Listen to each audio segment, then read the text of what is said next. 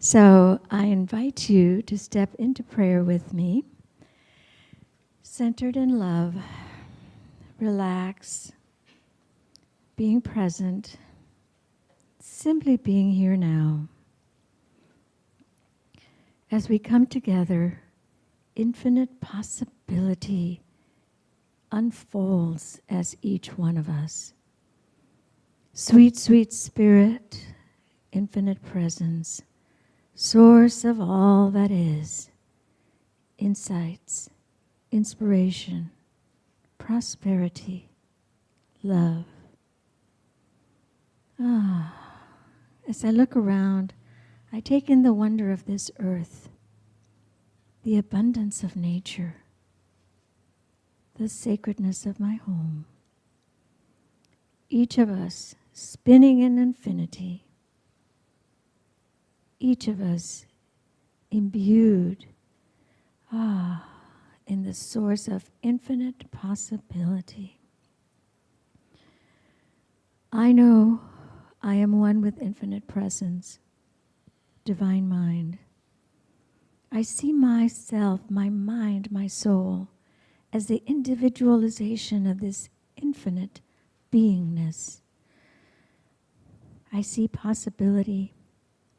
I see opportunity. I see ripening. I feel vibrant with my knowing that right here, right now, the flow of universal good is my divine gift, my birthright. For I am one with infinite presence, with all that is. And in this oneness, I see the universe and I feel the universe opening up for me to step into greater and greater lavishness. My heart, my soul, and my arms are wide open. I allow, I accept, I receive. I feel divine energy flowing effortlessly as insights, inspiration, prosperity, love. I accept all this as natural. Spirit in each moment, filling each of us with the knowing that all possibility opens up for us. All good shows up in me as grace. All good shows up in each of us as grace. Knowing there is only oneness, these gifts flow for our highest and best. The words spoken today, they inspire. The music is love. Our community is rich with insights, with prosperity. Each of us deserves this and more. I am reverberating with gratitude for this coming together and reciting in this thankfulness. Each of us is manifesting possibility come to life. I release this into spiritual law, which expresses naturally and eternally. The life principle manifests as me, as each of us in every moment. I let go and I let God. And together we can say, and so it is. So there's a couple having breakfast, and they notice out their window that the next door neighbor is hanging up his laundry, and it's dirty. And they're sitting there going, how can he hang his dirty laundry out there for everybody to see? This is awful. Isn't he embarrassed? Isn't he ashamed of himself? Doesn't he have any pride? And they go on like that for a little while. A couple days later, they're having breakfast. They notice the same neighbor out there hanging up his laundry, and it's dirty, it's filthy, it's ugly. Oh my God, how can he do that? They go on like that for a while. A couple days later, they notice their neighbor hanging out his laundry. It's beautiful. It's clean. It's crisp. And partner number two says, wow, something changed. Something's different. Partner number one says, yes, I washed our windows.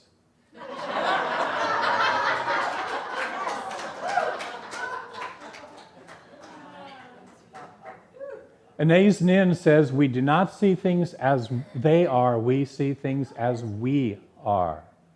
You know, we have filters that we look through. We can bump up against our own dirty windows and think things out there are messed up. Yes? None of you have ever done that, but you know people, right?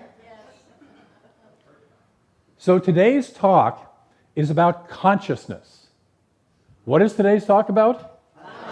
Yes, I want you to remember that as we go through it, because it's going to sound like it's about something else, but it's about consciousness.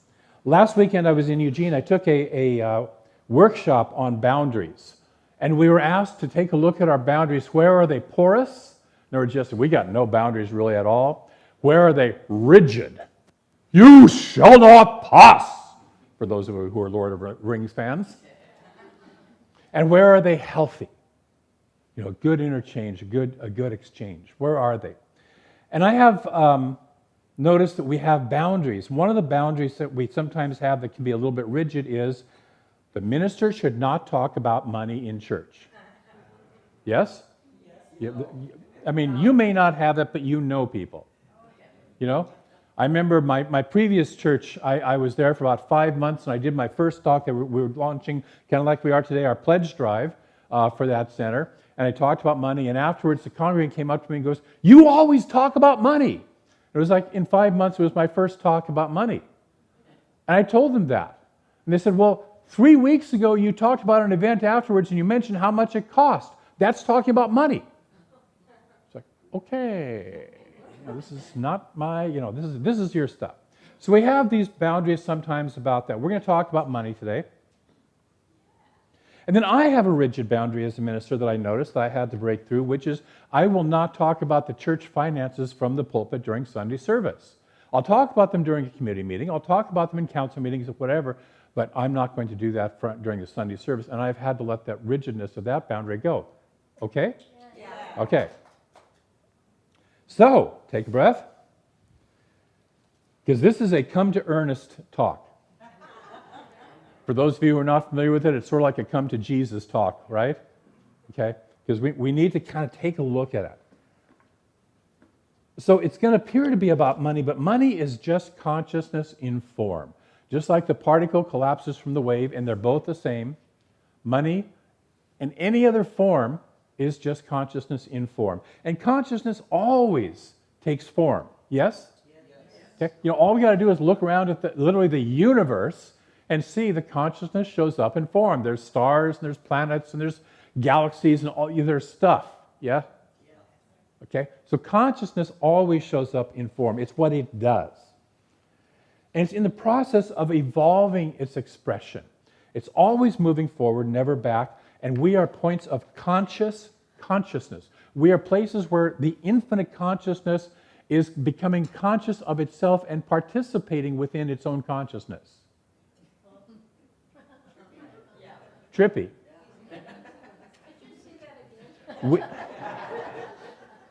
We are points where the infinite consciousness is becoming conscious of itself and consciously participating in its own evolution. In other words, to break that down, you and I have choice. A rock does not have choice, does it? Not so much. Trees don't. Animals have a little more extended version of that. But we are, as far as we know on the planet, we could be mistaken, but as far as we know, we're a place where we have choice. We have consciousness of the fact. We can be conscious of the fact that we are conscious. That doesn't mean, by the way, every human being is that, but we have the potential for that. And Ernest Holmes says, there are beings as far beyond us as we are beyond the tadpole. Okay? And so recognizing that we're just on a spectrum, we're just here in this process, but we are a point where consciousness is beginning to become conscious of itself. If you don't understand that, don't worry about it. The physical universe in which we live is expanding, and expanding at an expanded rate. That's what scientists tell us, right? Okay. Which expresses the nature of the infinite consciousness, which itself is forever and ever expanding, and it's expanding at an accelerated rate. So as we, as points of consciousness, are being called to expand, yes, at an expanded rate. Yes? Are you with me? Yes. Okay. I didn't quite hear that, but.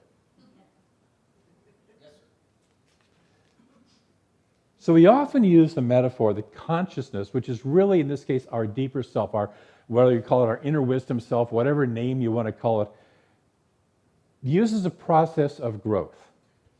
It initially whispers, and then it nudges. And if we don't pay attention to the whisper and the nudge, we get a 2x4. Yes? Besides me, has anybody else here experienced that? Yes. You know, earlier this year I got a 2x4 because I was not listening to the whispers and the nudges. And the 2x4 came in a diagnosis. Yes? Now I knew dang well that A, my family has a predisposition to diabetes, and B, I was binge eating desserts. I'm just going to say it. And I knew that I should not be doing that. But it finally took the 2x4, and I'd like to say I was shocked by the diagnosis, but I was not surprised by the diagnosis. And fortunately, I went and changed not only my outer, but I changed my inner consciousness about that. And the doctor says that he's never seen, I shouldn't say that, he was very impressed with the drop that I had in my A1C, and that it's continued to stay that way because I've done the inner work as well as the outer work. So we get the Mack truck, which is what kind of flattens us out. This is if I didn't pay attention to my diagnosis, and there are people who get diagnoses, they just say, no, I'm going to keep on doing the same old thing anyway, right? You've met people like that, okay? And I like to say that following the Mack truck, there's the locomotive, which pretty much flattens us and takes us out.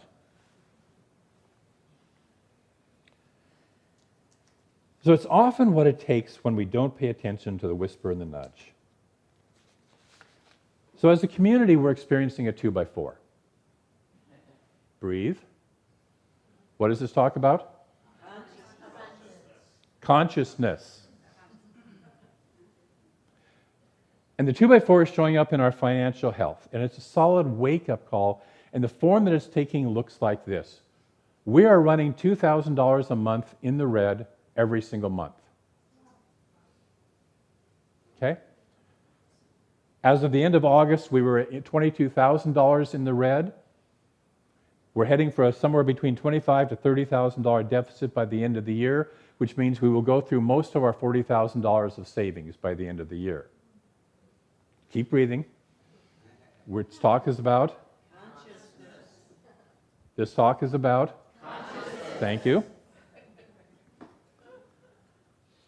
After that, we'll be forced to tap into our investments, which is not what we wanted to use investments for. Okay? Now, we're not in danger of next week closing the doors. I want you to be that. But it's a 2x4. It's a wake-up call. It's a we cannot keep on doing what we've been doing. So it's a solid call to change our consciousness. Now, the good news is we are a community that is about changing consciousness, expanding consciousness. You know, change your thinking, change your life. Yes? Yes? That's what we're about. It's just that we're being called to do that. It's just like me, I'm about changing my eating. You know? Change our consciousness. And this is about our individual and collective relationship with the form of energy known as money. Because I know this.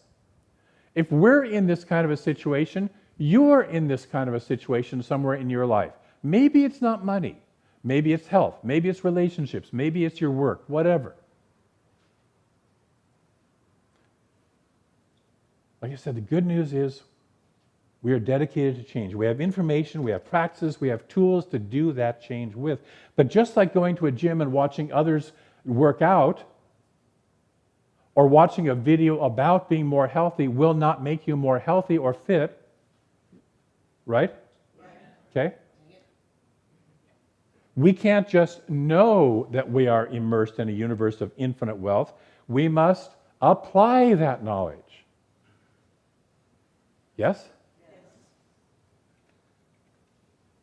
We have a song that's our theme song for this, and our theme motto for this prosperity program that we're doing this year. And it's called Filling Up and Spilling Over. And it's the consciousness that I use to encourage people to fill up themselves. And so we give out of our fullness rather than, oh my God, I've got to give more money to the church to please the minister or to please Jesus or to not go to hell. We don't do that here. Okay? What I'm about is, and what I've always been about, is supporting you in filling up and spilling over out of your abundance. Would you be okay with being more full? Yes. With abundance in whatever form is relevant for you? Yes. Yes. Some of you, yes? Yes. Okay.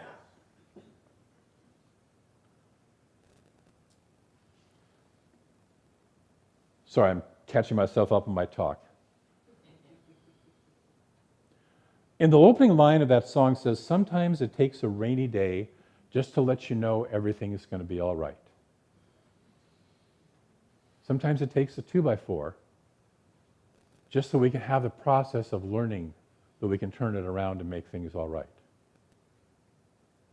This is our rainy day. I'm not talking about the weather. But it becomes all right not by doing the same thing over and over again that we've been doing. There's Richard Rohr in his meditation today says, action without contemplation is the work of hamsters and gerbils.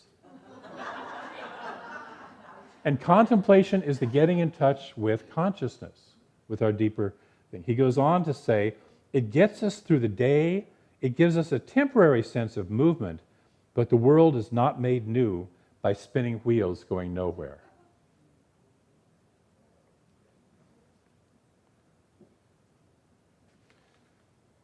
The teacher Jesus is recorded to have said, to those that have, more will be given. And many people have interpreted that as he was talking about money, which he wasn't. He was talking about consciousness. As we have a consciousness of greater abundance, we experience greater abundance. As we have a consciousness of greater love, greater health, you take anything, any form. As we expand our consciousness about it, we experience more because it takes form. Money or any other form of energy is the result of consciousness. So how do we expand our consciousness? The first step is by curiosity. Mary O'Malley in her book, What's in the Way is the Way, says, curiosity is the art of bringing your attention and your immediate experience together. Bringing your attention and what's in front of you together. I'm going to dovetail that with a quote from Mary Oliver, who said, this is the first, wildest, and wisest thing I know, that the soul exists and that it is built entirely out of attentiveness.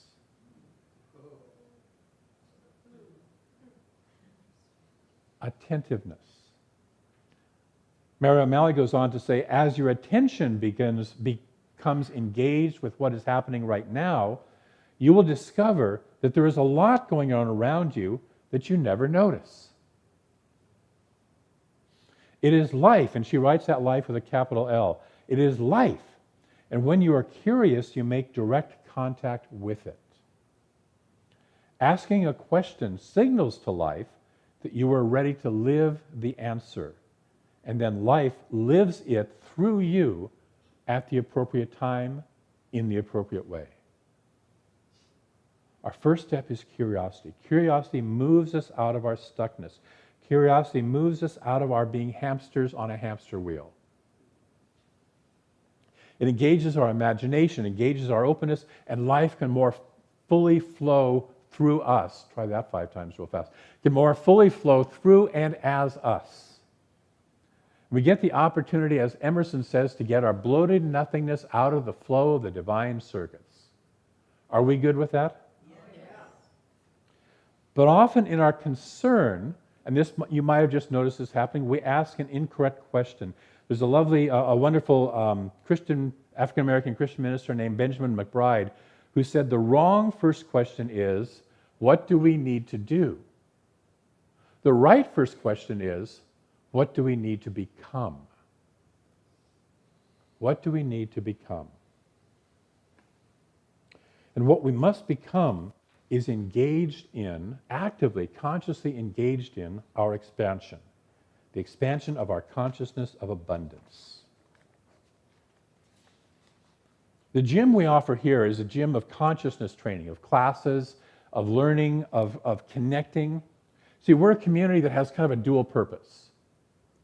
We have two purposes. One is to love each other. It's to provide a loving, caring, welcoming community. This is in our mission and purpose statement. We're here to provide a loving, caring, and welcoming community.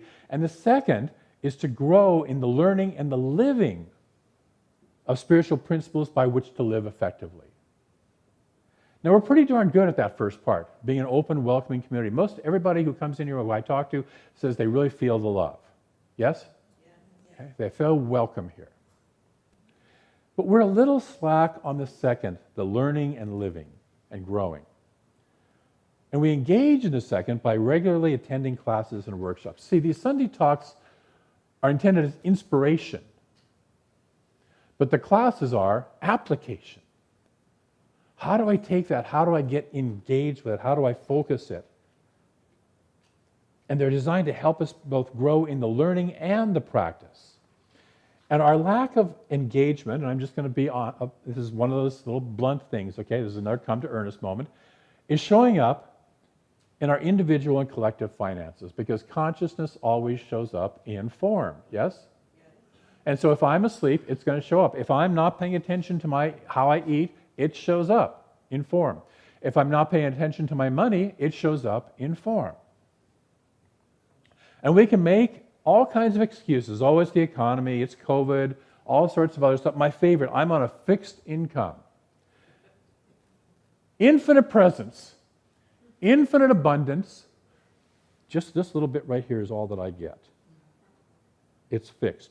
God has no other ideas of how to support me other than whatever this is.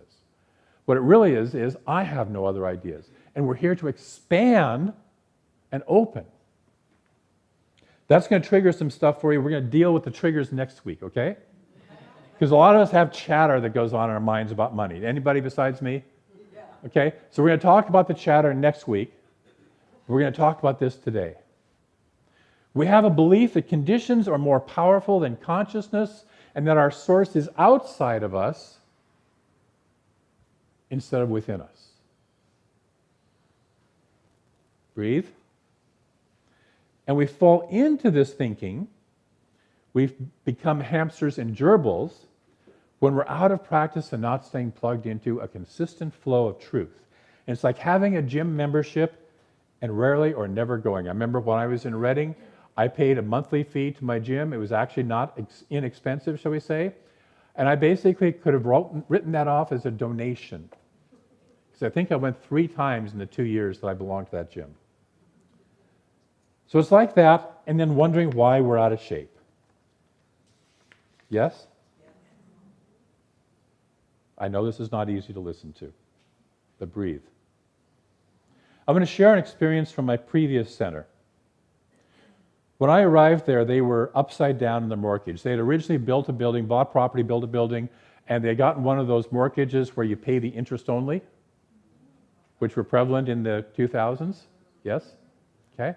Needless to say, you remember the housing collapse of 2009-ish or so? Yeah, which was that was one of the causes of that process. So they eventually had to refinance their mortgage. And in order to do that, they had borrowed about $100,000 from members of their congregation to put up the sufficient down payment for the new mortgage. When I arrived, all those loans were on a 3 to about 7 year, depending on the agreement, due date that they were coming due. Guess when I arrived? Less than 7 years, within the due date range, right? And so we were not barely making the mortgage, and we had to figure out how to pay off these loans, thousands of dollars of loans that were due. So the first thing that I did was I introduced a relatively brand new class to them called Prosperity Plus 2. 30 of the 140-ish people went and took that class. Towards the end of my time there, because towards the end of my time I was pretty darn frustrated with that center and being there. Towards the end of my time, I did a 10-year graph of the giving in that center. And prior to my coming there, it was $3,200 to $3,600 a week, consistently. From the original ministers to you could watch as new ministers, there are little dips here and there, but it's pretty much right in that band. When I did that class, for the next several months, it was $5,200 a week. $3,200 to $3,600, going to $5,200 a week. That's about a 50% increase. I went to the board, and I went to the assistant ministers, I went to the practitioners, and I went to the people who made the budget, and I went to the bookkeeper, basically all the people who handle the money, and I said, let's take this class together and expand our prosperity consciousness. And they all said, no, we don't need to. Our consciousness is just fine.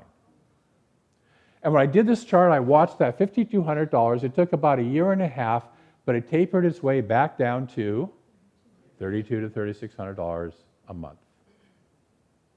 And fortunately, I got a job at CSL Olympia.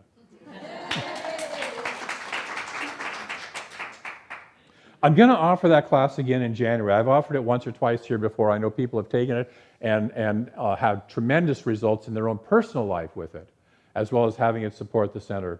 So I'm going to be offering that again in January. Last month, I invited a bunch of you to a class, about 45 of the members. It was called Money Matters. It was taught by Reverend Kathy Ann Lewis up in Seattle. And the nature of that class was it bypassed all of the excuses for why you don't take classes, right? And I've heard there's about 4 or 5 reasons why people tell me they don't take classes. First of all, I've taken it before, okay? You've never taken this one before, so you didn't take it. It's too expensive. The classes are too expensive. This one costs $25. I don't like to drive at night. This one was online where it's live streaming. I'm busy at that time. It's being recorded so you can watch it whenever you want. And of the 45 or so people that I invited, 5 of you said yes. Yes. Yes. You can tell who it is that said yes. Take a breath. This is not a guilt trip. This is an awareness trip. This is a being conscious moment. So I have to ask, do you really want to be here in this beautiful space? Yes. Oh, not really sure. Do you really want to be here? Yes. Okay, breathe. Because we're starting to have a discussion in council and the finance committee, can we afford to stay here? Because this building is not this center, right? Our consciousness, our what we do, our who we are is our center. We could do that if we meet on Sundays in a coffee shop or a hotel room. It has been done before. But I happen to kind of like this space. I don't know about you. I know you do. I do know about you. And so what it takes is, are we willing then to step up to expanding our prosperity consciousness so that you are more, and then you can give from your fullness. I'm going to make an offer to you. I've cleared it with we currently have a foundations class going on that has 4 people in it. I'm going to make an offer to you, and I've checked with the people in foundations if they're okay with this, and they said yes, and that is we're about to do the 3rd week on this Thursday of the foundations class, and I'm going to open it up to anybody who wants to come. You can still sign up. Registration is outside, and Marlisa right there would be happy to take your registration if you want to. It's a 10-week class. I took that class 5 times as a student when I was originally new in this, and then about 10 more times as a teaching assistant, and I got something out of it every time. In fact, when I teach the class, I get something out of it every time, because I'm different, the people are different, and frankly, they change the course material. I mean, it sort of looks the same, but I'm sure they're slipping new things into it every time. I'm going to invite you to do that. If you can't do that, one part of that class is a Saturday morning, about 3.5 to 4 hour workshop on spiritual mind treatment, which is one of the most powerful tools that we offer to shift consciousness and to shift results. And I'm going to invite you to join that for $20. It's on Saturday morning, November the 4th. Okay? And by the way, the foundations class is a pay what you can. So you can't use the excuse of, I can't afford it. Okay? I recognize that some of you may not have Thursday nights free. I invite you to at least consider, what am I going to do to expand my consciousness? What am I going to do to take my health to a new level by working in the gym of consciousness? Or going out and doing exercise in the outdoors gym of consciousness, or whatever it is. What am I going to do to shift my consciousness so that I can be more full? What's that? And get off the hamster wheel. We can't keep doing the same old things in the same old way and expect different results. Several years at a community meeting, about 4 or 5 years ago, many people were expressing their desire to move from Nova. Remember Nova? Yeah. Remember how unhappy some of you were at Nova? Yeah. Okay? Okay? And there was this intense desire. We want our own space. We want something more beautiful. We want something, all that. And we were at a community meeting, and this person, she's sitting there covering her eyes right now, Linda Bremer, asked a question in that meeting. She said, are we currently demonstrating in our finances the ability to actually afford a new building? And that question went thud. Nobody talked about it, nobody addressed it, and we kept on doing the same old thing. Basically, we are still, our finances, our income is still at about the same level that it took us to stay at Nova. But we have more expenses. We pay for these lights. We pay for the water and not the water, but the electricity and everything else, the Wi-Fi, all that stuff. We pay people because we don't have volunteers to do it. We pay people to maintain the inside of the church and the outside of the church. We have expenses. Guess what, kids? We're growing up. We're not at mommy and daddy's anymore. Okay? And so we have to step up. And sometimes it feels like a rough step. Do you remember when you first moved out of your house? Out of home? God, you had to do your own laundry, and you had to clean your own bathroom. You had to put the dishes away. You had to cook your own food. Yes? Yeah. We're being called to do that.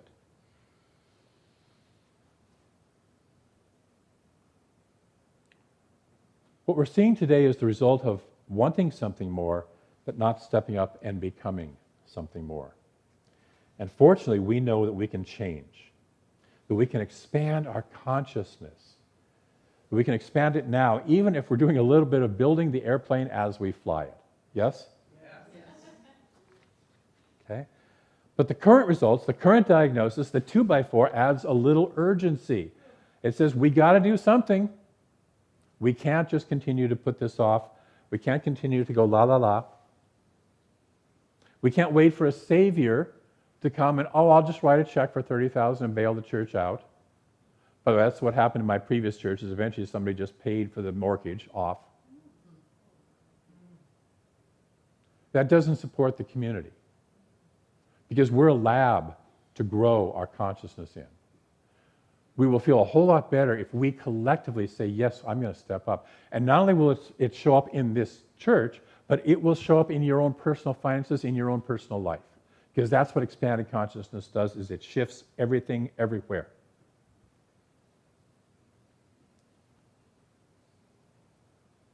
Would you be willing to accept a life that's greater than ever before? Yes. Some of you are absolutely clear about that, some of you are not. Would you be willing to accept a life that is greater than ever before? Yes.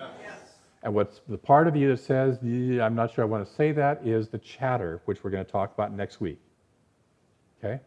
And I'll tell you, the one thing that oftentimes sticks most of us is, I don't see how. And yours is not the how. There's a saying we have, the what is ours, the how is God's. If we don't state the intention of what it is that I want to demonstrate, what it is that I want to have show up in my life, the how will not engage, the how will not show up. And we'll let that how, the I don't know how, keep us from going for anything better. And all of us have had times, did you know how to walk when you were first born? No, but it came, right? Did you know how to ride a bike? Did you know how to do almost anything you do when you first started? No. But the first step is to say yes to the what. So I'll just remind us of the Rumi quote. Your task He applies this to love, but it can apply to anything in consciousness. Your task is not to seek for love, but merely to seek and find all the barriers within yourself that you have built against it. Our work is to clear our windows, to clean our windows. To expand, we have to remove the barriers, we have to clean our windows. The infinite abundance is already there, it's already given. By the way, for some of you who are new here, when we refer to God, we're not talking about a big guy in the sky, okay? That's external to us. We're talking about an infinite beingness that is everywhere and always present as us. It's its nature. It can't not be abundance, it is abundance. So it's already ours. We just have to take our foot off the hose. There's an infinite source that is not affected by human conditions. And we can tap into it. It only wants to expand its expression through us. We just have to say yes. Yes. Will you say yes? Yes.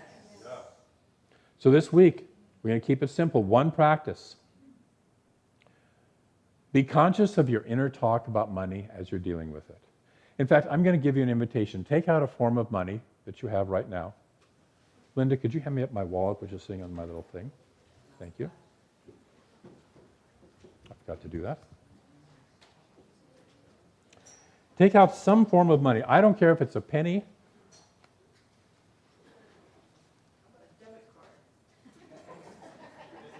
If you don't have any actual cash, then yes, a debit card. Jewelry. I've got a $100 bill here. Look at it and just notice your thoughts about it. Just listen to your thoughts about it. That's going to be your work this week. Be conscious of your inner talk about money. Remember that money is the consciousness of love in form, and it shows up in correspondence to your consciousness. Will you engage in that practice this week?